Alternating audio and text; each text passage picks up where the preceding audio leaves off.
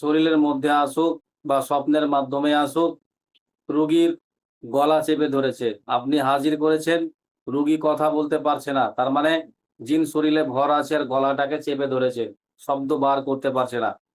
আপনি কি করবেন? লিখুন। দৃষ্টিগত হোক, এক কথায় বোবা জিনগুলো এরকম করে থাকে।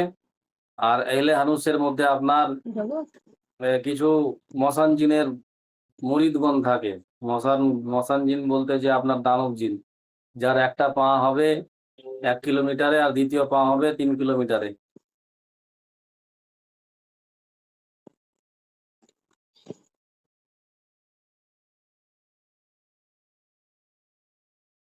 এই সমস্ত জিনগুলোকে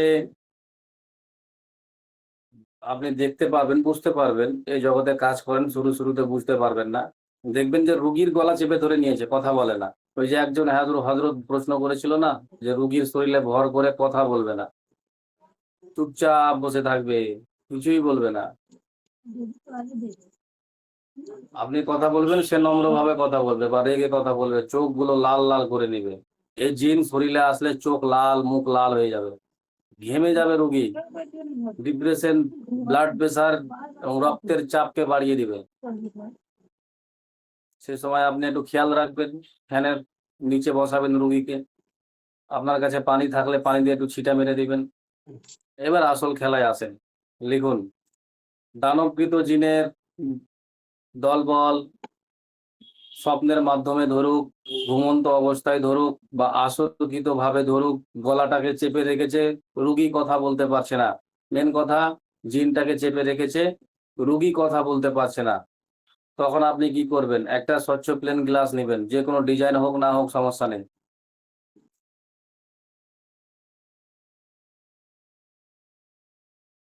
ক্লাসের ভঙ্গিমা একটু চেঞ্জ হচ্ছে, বুঝতে না পারলে বলবেন। দিন দিন হার্ড ক্লাসে যাচ্ছেন, সহজ থেকে উপরে উঠছেন, এখন সিঁড়ির ধাপ বাড়ছে, কাজেই বুঝতে না পারলে বলবেন। শুরুতে আপনাদের শিখিয়েছি দৃষ্টিগত জিন বা আসরকৃত জিনকে কিভাবে নকশার মাধ্যমে লোককে বসিয়ে দেখতে পারেন, ধ্বংস করতে পারেন, ছাড়াতে পারেন এবং রোগীর সম্পর্কে জানতে পারেন। সেখানে মক্কেল এসে কথা বলে বিস্তারিত আলোচনা করে নেবেন, চলে যাবে।